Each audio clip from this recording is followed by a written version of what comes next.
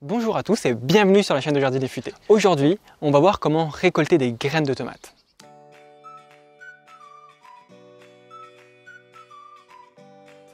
Est-ce que ça vous est déjà arrivé de vous demander comment certains jardiniers faisaient pour avoir des plantes aussi productives, belles et résistantes aux maladies? Eh bien, c'est ce qu'on va voir aujourd'hui en vidéo. Juste avant, il faut que je fasse une précision fondamentale. On ne prend pas des plantes hybrides F1. Et c'est très simple à comprendre, surtout pour les tomates. Une tomate, c'est une plante autogame, c'est-à-dire que de la plante mère à la plante fille, les caractéristiques sont assez similaires. Alors que dans le cas d'une plante hybride, on prend une variété A et une variété B pour donner une variété C. C'est comme si je prenais une noire de Crimée et une green zebra, c'est un petit peu plus compliqué que ça, hein. Mais c'est comme si je prenais ces deux-là et je donnais une troisième variété. Et qu'après ça, je voulais que ma tomate reste comme, on va dire cette tomate-là, c'est la tomate C. Qu'elle reste de génération en génération. C'est pas possible puisque celle-là vient de deux tomates différentes. Voilà, donc maintenant vous avez compris pourquoi il ne faut pas choisir de plantes hybrides F1. Donc on va voir comment choisir ces tomates et sur quel plan les récolter. Le plus important, c'est que vous choisissiez des tomates, premièrement, qui sont bonnes au goût, parce que c'est quand même le plus important, manger de bonnes tomates, et des plants qui sont résistants aux maladies, comme je le disais tout à l'heure. Si vous choisissez un plant qui n'est pas résistant au mildiou et qui est atteint par le mildiou énormément cette année, vous avez toutes les chances que les plants de l'année prochaine seront aussi atteints par le mildiou.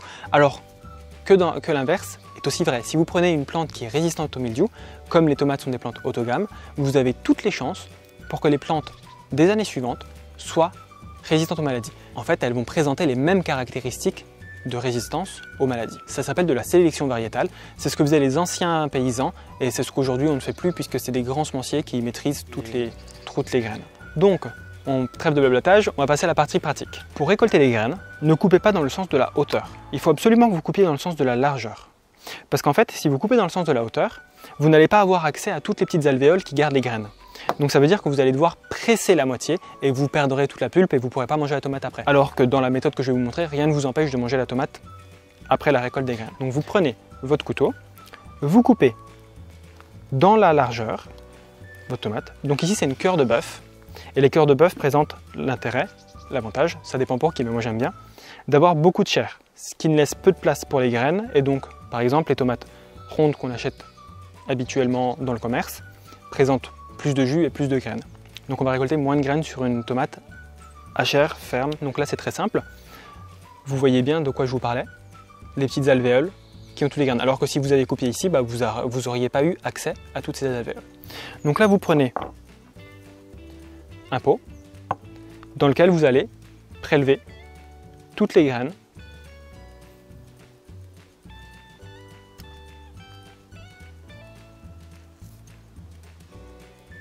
Voilà, donc là j'ai récolté les graines d'une tomate bien mûre. Ce qu'il faut faire à présent, c'est recouvrir ces graines de tomate avec de l'eau, environ 2 à 3 cm d'eau. Voilà. Et laisser reposer ces graines de tomate dans ce 4 à 5 jours. Les graines vont fermenter, il va y avoir une mousse blanche ou une moisissure qui va se développer, c'est tout à fait normal, ça va puer, c'est les faire chercher justement. À l'intérieur, les graines vont fermenter, il va y avoir un processus de fermentation et ce processus va permettre aux graines de se séparer et de s'extraire de la petite gaine visqueuse qui les entoure. Vous avez déjà tous vu ça?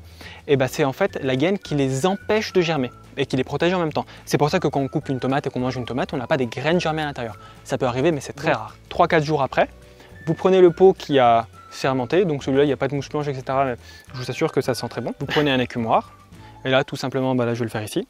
Vous filtrez vos graines de tomates. Donc là, je rince abondamment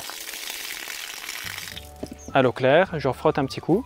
Après ça, qu'est-ce qu'il nous reste à faire? Vous prenez vos graines de tomates, vous les mettez soit sur une assiette, soit sur un papier essuie-tout, soit sur une feuille de papier tout simplement, et vous les laissez sécher 4 à 5 jours, voire plus s'il fait assez humide, à l'intérieur évidemment de préférence, ou alors à l'extérieur s'il fait beau, et surtout, évitez de les mettre au soleil. Si vous les mettez au soleil, le soleil qui est assez puissant va cuire les graines et c'est foutu pour l'année prochaine. Donc les graines de tomates se conservent comme toutes les autres graines dans un endroit frais, sec et à l'abri de la lumière. Donc par exemple une cave dans une enveloppe qui est mise avec d'autres enveloppes de graines dans une boîte hermétiquement fermée, c'est parfait. Donc maintenant vous savez pourquoi ne pas choisir des plantes hybrides et fins, comment récolter vos grains de tomates et devenir autonome à ce niveau-là. Ça n'aura échappé à personne, je commence sur YouTube, donc si vous avez des conseils ou des suggestions, n'hésitez pas à laisser des commentaires sous la vidéo. D'ailleurs, si vous avez des suggestions de vidéos, vous pouvez aussi les dire en commentaire dans cette vidéo, je les lirai tous, je vous répondrai et j'en prendrai note. Donc voilà, si vous avez apprécié cette vidéo, n'hésitez pas à mettre un pouce bleu et à vous abonner à la chaîne, ça m'aidera énormément à progresser. Et surtout, n'oubliez pas de jardiner futé.